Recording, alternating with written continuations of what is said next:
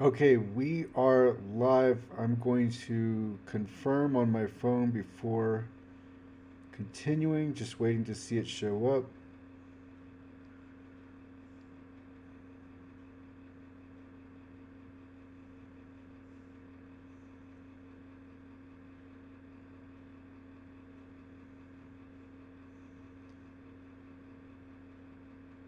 All right, there we go. We're good. All right, the Spurs. I this was going to be a podcast. I decided to just have the upside of streaming it. The Spurs just destroyed the Mavericks, and Victor Wembanyama came out looking like he had put in all the work this summer, and you finally see him unleashed. I've been waiting 2 years for the Spurs to really let him go. Not that he was going to make this type of leap, but he just took over the league, and I bet the MVP odds are going to go. They were 16-1 a few days ago. Those are probably going to come down to 4-1 just off of this one game because he put on highlight after highlight, and we're going to get into the Spurs themselves. But first, we have to start with Victor and just him taking on. There was a lot of one-on-one with him and Anthony Davis, and Anthony Davis didn't have anything for him. And of course, Anthony Davis is a very good defensive player. And the Mavericks also have Derek Lively, so they were able to throw a few players. We even saw Cooper Flagg briefly, and it wasn't.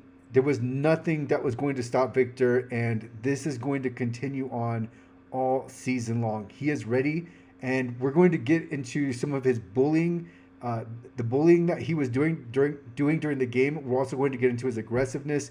But first, let's talk about the line to start the game. I always look at the lines. I wasn't betting on this game, but I looked and I see the Mavericks are favored, and I think to myself, why are the Mavericks favored over the Spurs? To me, the Spurs are clearly the better team, especially without Kyrie Irving. But okay, maybe maybe there's something that they know that I don't.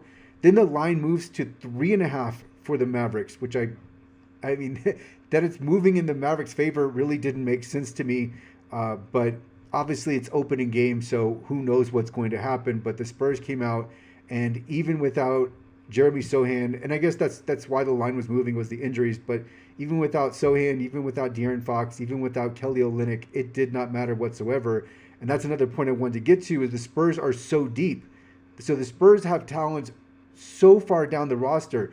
This was not how it was in the past. So I expect a completely different season from the Spurs for multiple reasons.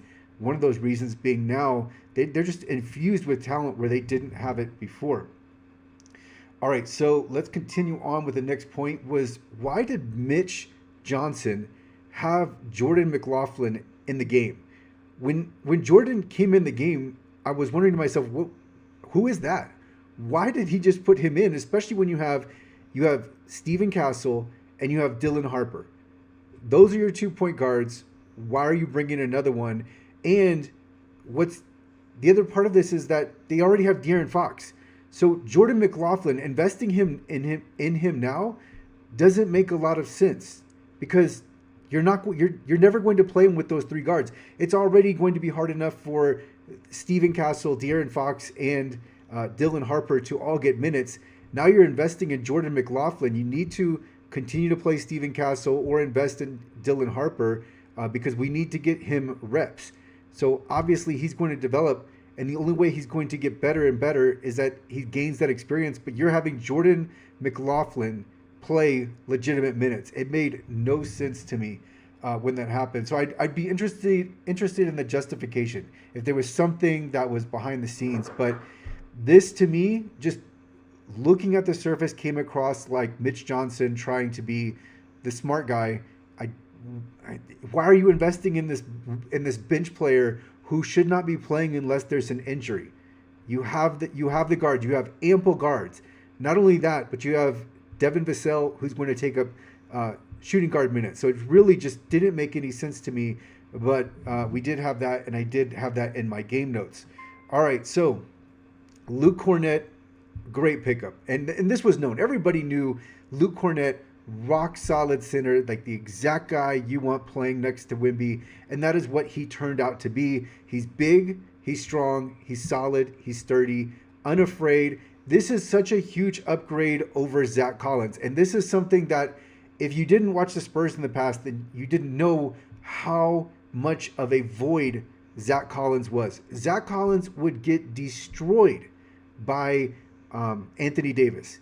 I mean, when Anthony Davis lined up against Zach Collins, it was like free points, free rebounds, and it was just the Spurs giving away points and rebounds all over the place. Now that all comes to a stop, and Anthony Davis has to work for his points, and he actually has to go get the rebounds. So it's night and day difference. So this is just one way where the Spurs, as they're constructed, are completely different than they were before. So this is already going to take the Spurs. Before the season, there's a video. It's from about a week ago. I had the Spurs at 50 wins. The over/under for the Spurs was very easy to me because it was so obvious that any changes were going to move them in the right direction. And so obviously Victor improved, but so much around Victor improved. And not a lot of people realized that because the Spurs were tanking in the first season and they had some inexplicable roster moves and just the way they orchestrated, the way they operated the offense. But then you have Victor going out with the condition in the second season. So you really didn't have a feel for it. So many people they were underestimating the Spurs. And that's why I had them so high on the wins. And I knew that anything they did, anything positive, any of the changes were very likely to be positive. And so that's what we see happening with Luke Kornet. So moving down, one note, this was Cooper Flagg's debut. And I don't think, he obviously got off to a bad start, and then you saw him be able to get buckets in the second half. And I think the reason why you had such a poor start is you have Jason Kidd overthinking it, and he's going to put Cooper Flagg at point guard. But if you put him at point guard, then he's bringing up the ball and he's distributing instead of really using him the way he should be used. So I think this is just Jason Kidd outsmarting himself, thinking too far ahead. Instead, have D'Angelo Russell bring up the ball. But beyond just the game plan, you also had Victor Wembanyama and Steven Castle causing problems. So Steven Castle is a harassing defender, someone you do not want to go against. It's very much like going against the Thunder, where you have Alex Caruso, and I'm trying to remember his name now. It's the guy who shoots rainbow threes, and I cannot remember his name. Lou Dort. And then they also there's another defensive player in there. I mean, they have a slew of defensive players, but Steven Castle is one of those that's just going to harass you the whole way through. He's physical, he's strong, he's quick, and then he's also can initiate the offense on his own. So that was always going to be difficult for Cooper Flagg. But then even if you get by Steven Castle, you know who's in the background. So Cooper Flagg had all of this stacked against him. But in the third quarter, we saw Jason Kidd try to get him going in the offense, and it was really quick. So Cooper Flagg showed that he can get it going. This was a bad start for him, but it was just a bad debut, and I don't think anything more. I think he had a tough matchup, and then just a really poor idea to have him start at point guard, because then he's not as involved in the offense. He's getting the offense initiated. To me, Dylan Harper's game was it was just a bad game on Dylan. It wasn't a bad game. He ended up having an okay game, but there were a lot of moments where Dylan Harper, to me, looked nervous.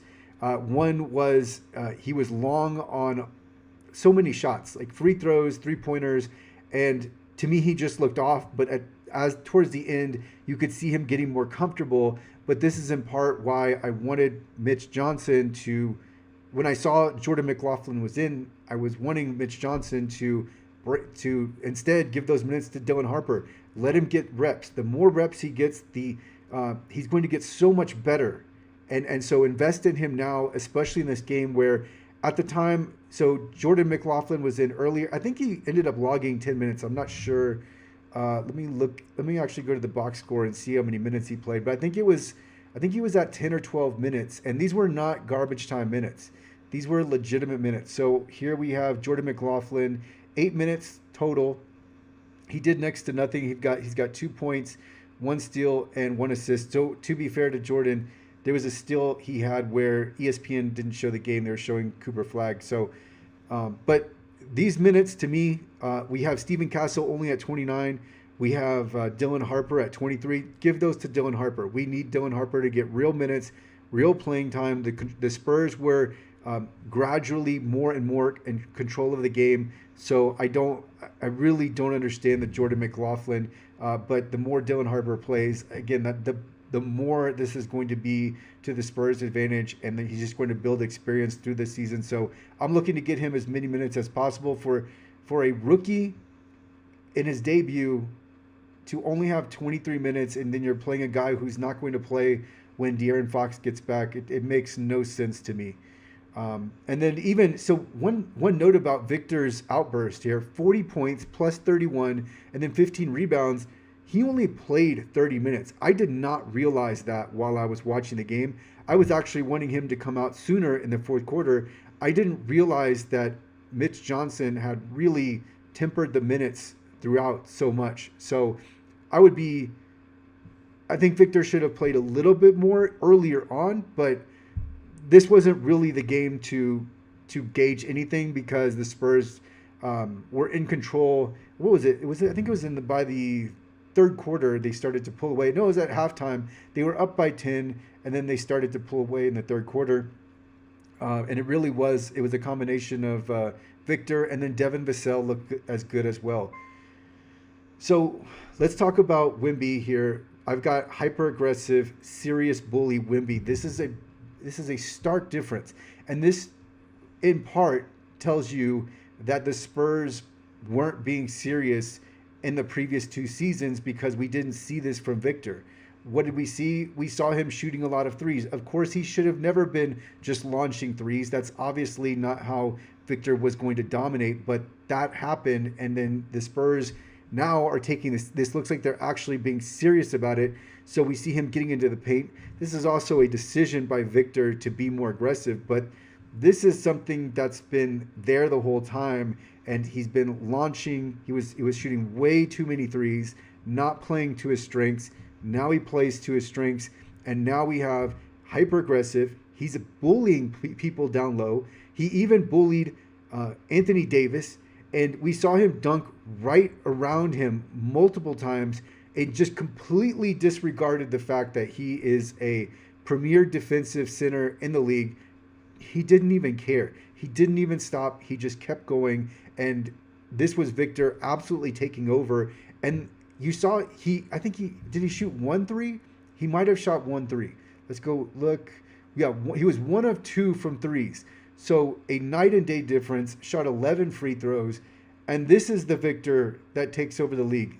The Victor that takes over the league isn't the one that's letting defenders off easy by shooting threes. This is getting dunk after dunk after dunk. So he added the muscle. He didn't shoot threes. That alone was going to open up everything for him. But on top of that, you stack on top of that how obviously hard he worked.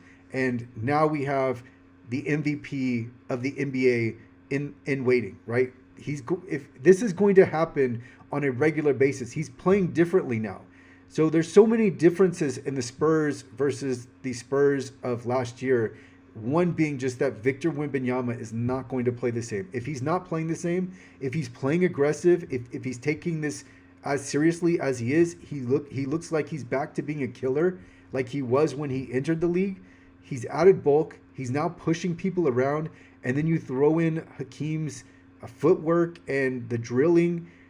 It's a big difference. And he's also one thing that's plagued Victor in the past is that he would bring the ball back to the defender. I saw him doing that much less today. So creating more space and not making it more difficult for himself. Sometimes he would get in positions where he would help out the defender because he would, in a way, seek out the defender before shooting. Now he's just going and being aggressive and direct. And so obviously that made a huge difference in the game. So let's continue on. Let's see if I can tab to here. And we've got his defense. So one thing I really like to see is when the offense is going into the lane and they already know even when they're going into the lane that they're not going to shoot it. that completely messes up their offense. And so here, Victor making an impact without even touching the ball. All he has to do is have his presence, and then the defenders are constantly aware that he's lurking. And that's all it takes to completely mess up their offense. And we saw this with the Mavericks. They drive in, they don't have anywhere to go, and they somewhat know that they're not going to shoot before they ever enter the paint. So it's really like they're going through motions. They're just cycling through the offense, but they're not actually cycling with the intent of scoring. It's more just to pass it back out and restart again. So that uses up the shot clock and really works to the Spurs' advantage. So the Spurs defense did look really good in this opening game. And that reminds me too that Cooper Flagg drove in a few times, and he was met by Luke Cornett and Victor. And I don't know that either time resulted in a block, but you could see that Cooper Flagg wasn't going to be able to go any further with his drive. He was stuck there. And so that was a welcome. I think that was somewhat of a welcome to the NBA moment for Cooper Flagg, because he went up, he went strong, and they're just at his apex. There just wasn't anything there, even not even finishing with a dunk, but just finishing with the layup. It just wasn't there. And so Victor and Luke Cornett did a really good job of sealing off. And then the last point I have here is on the Spurs looking deep. And one player that I'm interested in but didn't get a lot of playing time was Carter Bryant. His jump shot looks very much like a project. So despite his athleticism, despite his defense, he's going to be more of a project initially, but the more playing time is going to work well for him. And then hopefully the Spurs can bring him in when defense is needed. And we did see him shoot. He just, the jumper didn't look seamless at all. And then the other thing to keep in mind is that we have Jeremy Sohan not playing, Kelly Olynyk not playing, and of course everybody knows that De'Aaron Fox didn't play. It didn't matter though. It didn't matter. The Spurs were so dominant, and this is I didn't expect this, but I expected the Spurs to play at a completely different level. And I think the preseason lines, the over under, I think those are all out the window now. The MVP odds, the MVP odds they have to have changed by now. They're not going to last. And I think the Spurs are going to be a top team, especially when they get more players integrated. And you have Victor playing even close to this. He doesn't even have to play this good. This was Victor putting on an absolute show, and a show that we haven't seen before. This isn't something like, oh, he had a really good game. He was doing things that have literally never been done before in basketball. And there was one play where he was, I can't even remember, but I think he was dribbling inside and out, and putting Anthony Davis in a position. What I really liked is what he would do. He would dribble against the centers, and that's really smart. So that's another change from Victor. He would dribble against centers, but not against the guards, not against the forwards who were closer to the ground. If he does that against the centers, he's going to get away with that, because they're not going to be able. They still have to. They're so far off the ground too. They're not going to be able to easily dig and get the ball. So him doing that changes. That's another complexion to the offense that completely changes. And that's just a recognition on his part that, look, you're not going to be able to put the and one moves on guards, but you are going to be able to do that against centers. And he did.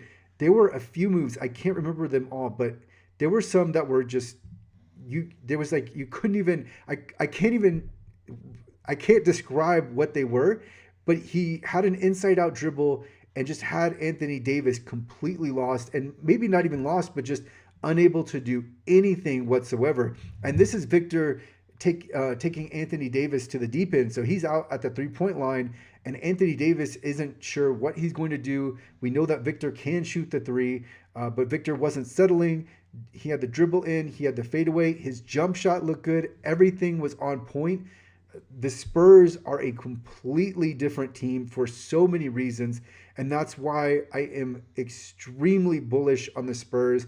I put their wins at 50 before the season, and I don't know if I said that. I think I just said that Victor's MVP odds were an extremely good value at 16-1, especially when you consider that some sports books had him as low as 12-1 at the time.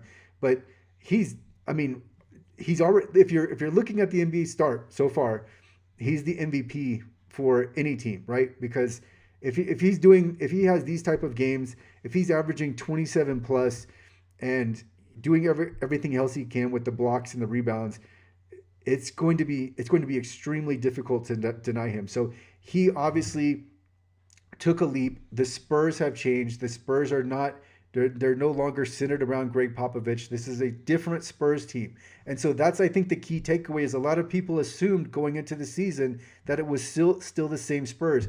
These Spurs are completely different. More talent, addition by subtraction. Zach Collins leaving alone just frees up so much, and insert anybody, and that was going to be a plus. But you insert Luke Cornett. I can't wait till Kelly Olynyk gets in there. We didn't even see De'Aaron Fox. This is a completely different Spurs team for so many reasons. The top one being that now Victor is entering into a different stratosphere. I don't even know what to say about Victor. It's not even that he took up his game another level. It's like he unleashed his game to I don't know how to describe it. I'm at a loss for words, but he is going to be so good and do so many. He's doing things that we've just never seen before, and he's doing them extremely well. It's not like this was like a guessing game for Victor and he got a few highlights because he was able to get lucky on a few and one moves. He knows exactly what he's doing, and he worked for this. And so he's taken his game up a level. He's smarter. We have better coaching. We have Mitch Johnson, who, if you compare him, first of all, Mitch Johnson has a year of experience, but also Greg Popovich wasn't it. When we're looking at Greg Popovich in that season where the Spurs tanked, they were doing everything but trying to win. So now you have the focus, and that's why I say this Spurs team has been, it's like a rubber band. Like you pull the rubber band back and you keep pulling it back. And that's what the first two seasons, I kept waiting for the Spurs to be good, and they never were. And that's because they really weren't trying to be. So you just have this rubber band pulling back and back and back, and now it's snapping forward. Now you're going to see the Spurs as a top team in the West. And this team, I think, to compete with, I think the OKC is who they need to contend with. They're going to have difficulty there just because OKC is such a solid team. They're so cohesive, and they're so talented all the way around. And the Spurs are still working on it. And I think inexperience is what works against the Spurs. And Mitch Johnson is part of that inexperience. You have inexperience at coaching, and then you have inexperience with Dylan Harper. And Stephen Castle really is coming up, though. So let's read a comment here. The game was insane. The Spurs were playing with them like they were food for the first half. They got serious and went bananas. They really did. I mean, it's hard to describe. Like, if you had to describe this game to someone, it's like I would say it's a game you wouldn't want to miss. Not only were the Spurs team good, but you had Victor Wembanyama playing like he was the alien that he is on another planet. Like, if anybody didn't watch this game, go and watch this game. Not only for Victor's highlights and just seeing him play throughout, but also just the Spurs and how they were coming along. And the Spurs were by no means perfect, right? Carter Bryant looking like a project. You had so many players out. I mean, if you're out De'Aaron Fox already right there, you know that's a huge loss to your talent, to your ability to play. But then you don't have Jeremy Sohan, you don't have Kelly Olynyk, and I think all of them are going to be solid. What I really liked about the Spurs in the offseason too is they took the center position seriously, whereas before they really didn't. Now they're stocked. Now Kelly Olynyk, now you've got Luke Cornett, now you've got Bismack Biyombo. It's no longer going to be a problem when the Spurs go up against these thick centers like Alpi Şengün and Nikola Jokic, who actually Wemby plays really well against. But we remember with Joel Embiid where it was a real problem. Also Mitchell Robinson. Center is not Wemby's natural position, so we really should never have been playing center. And it's something I always disagreed with the Spurs, why they were doing it, because it's like you're so cautious when it comes to injuries, and yet you're going to go and march Victor out there against these guys like Jock Landale, and you're going to have him playing against them. It's like, why would you do that? Why? with Victor's frame, especially as it was, I'm not going to go and put him against those bulky centers. So that didn't make a lot of sense, but this does. It's like now we're seeing what happens when the Spurs actually take this serious and are trying, and the difference is night and day. So 44 and a half games, I think the Spurs are going to be a top team in the West. I mean, like we saw the Rockets the other night. When you look at the Rockets and you look at the Spurs, I don't see a big gap there. And the Rockets were considered to be what, a top 3, top 4 team at worst. And so I don't see the gap there, and I see the Spurs youth as playing a major factor in this. Why not play to your advantage? You've got the athleticism. The Spurs are athletic for the first time in so long. So you've got the athleticism and you've got the youth, and that's going to really work against a team like the Golden State Warriors, who have none of that. So I think the Spurs would give the Golden State Warriors a lot of problems. So when you look at the West, like, who are the Spurs really going to have trouble with? Definitely OKC, potentially Denver, but Wemby plays well against Jokic, and now the Spurs are even better, so they may be able to match up with Denver well. I think that's something where it's, that could easily be something that works out for them. Our Palacios wrote, each player has their role. It's wild. Castle is explosive. Castle is so athletic. Just watching him, he is so athletic and could do so many things that put him in another dimension that other players can't reach. Vassell gets you a bucket with a smooth midi. Keldon skies in for a rebound and a putback. Harper will be a facilitator, and Champagnie with the threes. Exactly. You have these guys, they're all in their roles, and they're all able to thrive in their roles because they can work off of Victor. The Spurs now have openings. We saw the Mavericks. They were doubling Victor right away, and they had to double. This wasn't like a token double where you'd see a player hold the ball to get the double so that they can toss it. This was, we better go and get this guy, or else he's going to put us on another highlight reel. So yeah, it was opening up, and then Castle in and of himself is a true star player already, like easily a star. He might be an all-star. So Castle is really good. And then Vassell, I think Vassell is the one guy that was too, he's been overlooked. Everyone now, because we've added these new, the Spurs have added these new talented players. Devin Vassell commonly gets thrown to the back, but Devin Vassell is very talented. And he's also athletic in his own right. And like you said, like, he can shoot those jumpers. Like, his jumper is really, really good. And it looked good in this game. So you have him. Keldon Johnson reminds me, I think of Keldon Johnson as a role player who can sometimes toggle to being an actual star. Like, he has so much talent. He's limited sometimes by his own mistakes, but he's got a lot of talent. He's got a lot of athleticism, and he's also really, really energetic. And it looks like now he's buying into this role off of the bench. So it's just, now with all of these players, the Spurs ceiling is extremely high, and I can see them competing in the West in the playoffs. I think I heard Bill Simmons talking about whether or not the Spurs they were for sure a play-in team. This is not a play-in team. This is a serious team in the West that will give the Rockets problems, and they will give the Warriors problems, and they might give the Nuggets problems. I think OKC has them still, because just there's so many advantages that OKC has.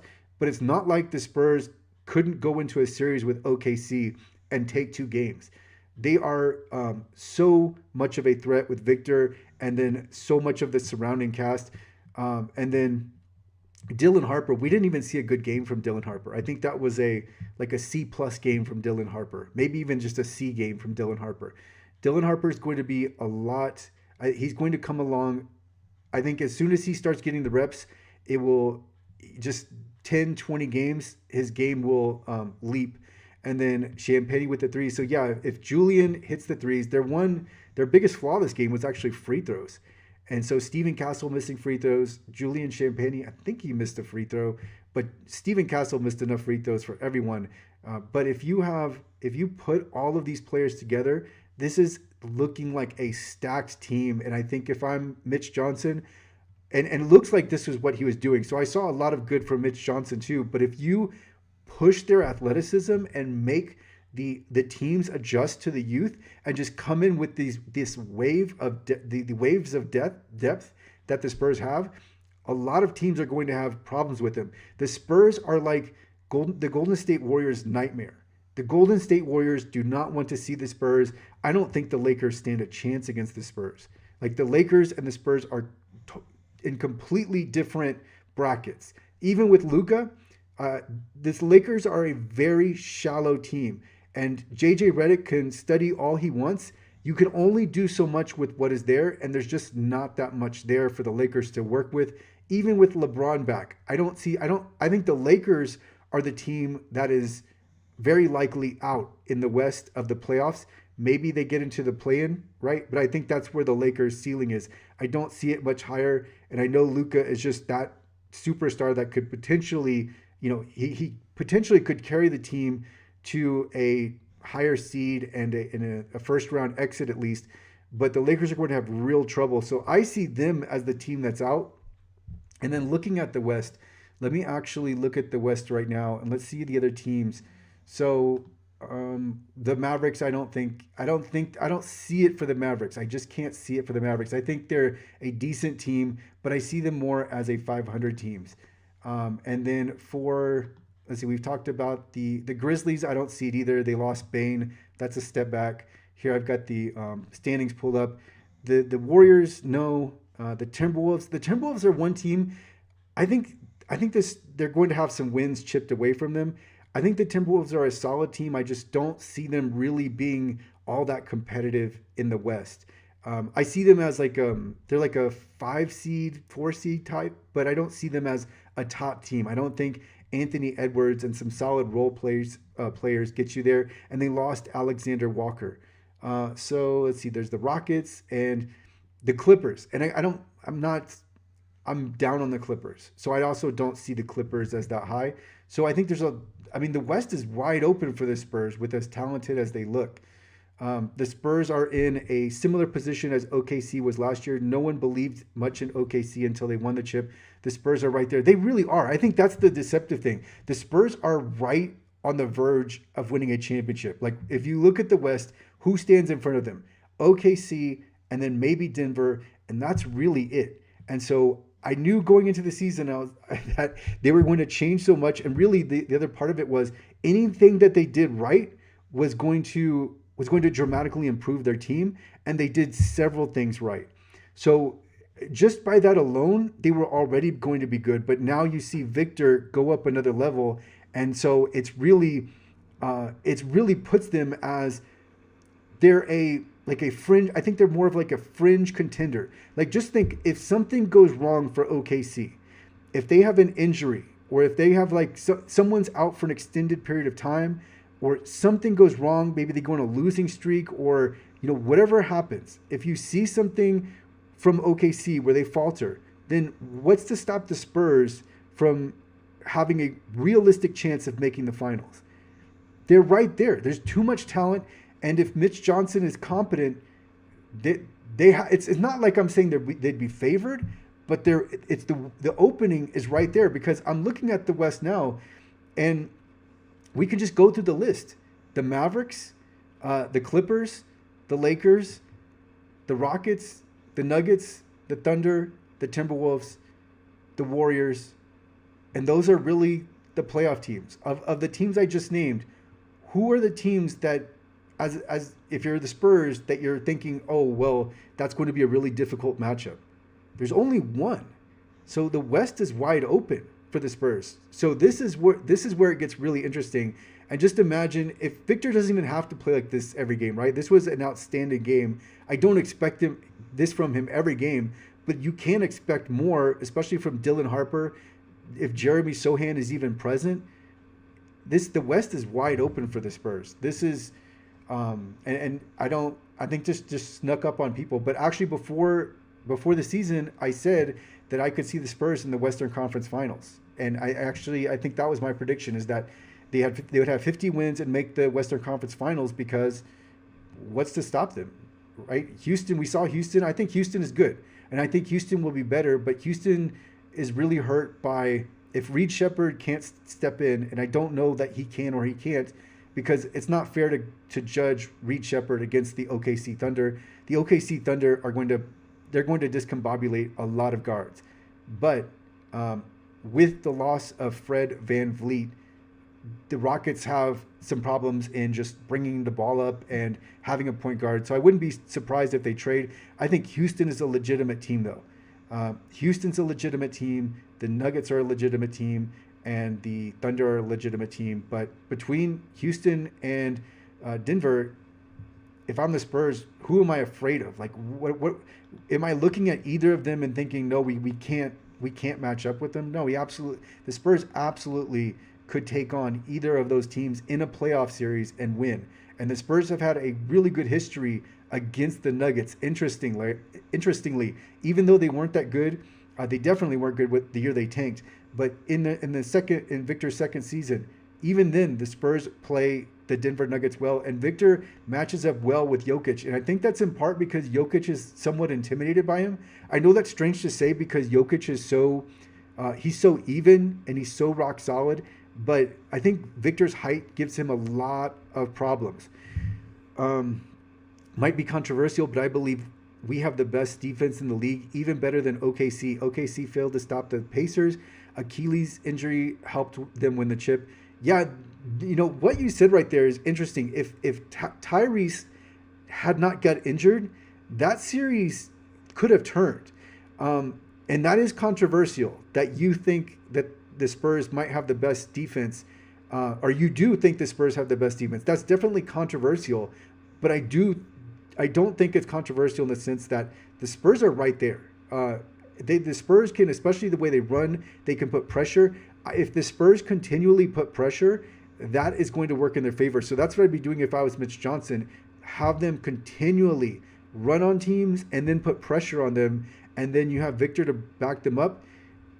It's controversial now. It might not be controversial 20 games from now, but they could have the best defense in the league. When you think about who they have and the discipline, I think you'll see weaknesses shine through, though, with Julian and to a lesser extent Devin. But when you get Jeremy back, that strength. When you have Luke Cornett, that strength. He's what's really nice about Luke Cornett is, one, he's a legitimate 7-footer. I think he's 7'1". 2, he plays solid. He doesn't play afraid.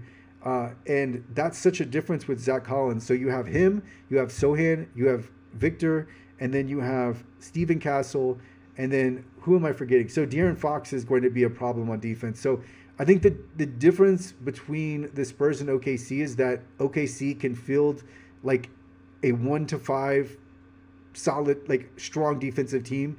And I think the Spurs are always going to have one or two players that are the weak spot.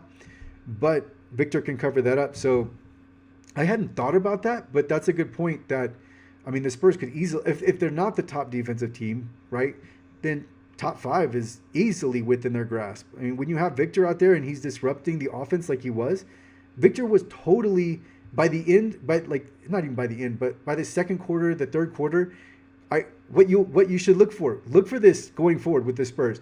When the opponents drive in, and when they drive in, they're not driving to get the bucket, they're driving to pass out. That totally messes up their offense. And if the Spurs are doing that, then it's like, that's going to be an indicator. Like, that's always going to be a good indicator if the other team is driving with no intentions of scoring. And that's when I saw that today, I was like, yes, that is totally messing up their offense.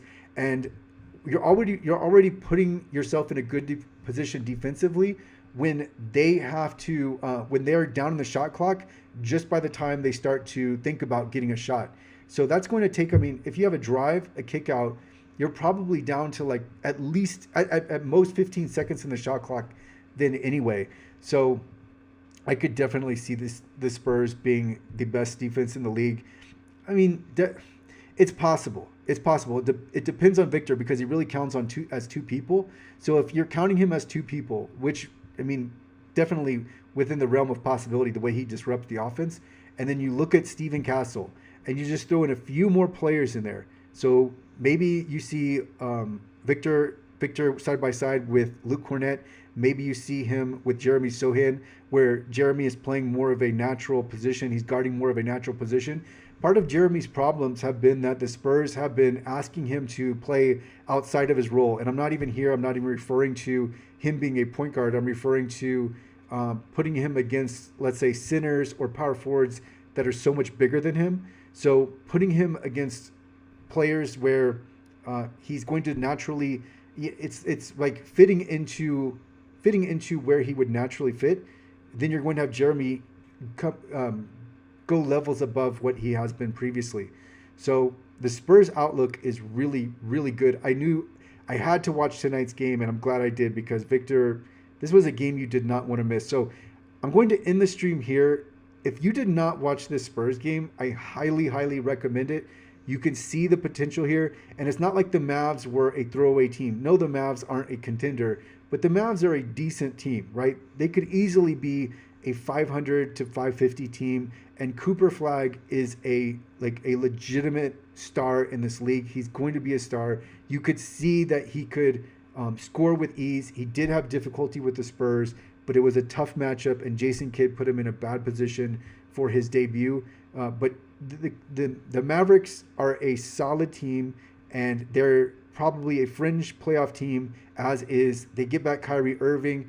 They're looking like probably a 6th seed, 5th seed in the West, maybe even better depending on how Kyrie gels with Cooper Flagg. So it wasn't like the Spurs won. They didn't go up against OKC, but they also didn't go up against the Phoenix Suns. So I think this was obviously great start. Victor looking good, and I wanted to live stream this just because I've never seen a player play like that. Never. It wasn't that he played so well. It was how he played so well, which was very much like an alien. But I'll go ahead and end the stream here. I'll be covering the Spurs a lot because I'm going to be watching a lot of Wemby games. But very, very good start for the Spurs.